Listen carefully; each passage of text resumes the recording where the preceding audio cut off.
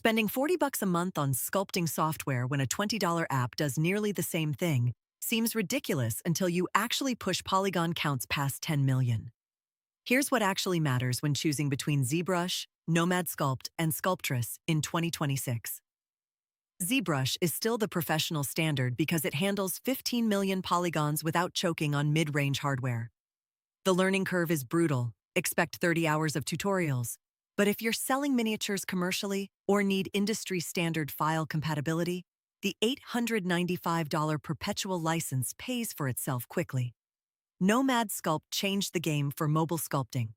$20 once, not per month, gets you 80% of ZBrush's core tools on iPad or Android. It's legitimately production-ready for most hobbyist work and smaller commercial projects.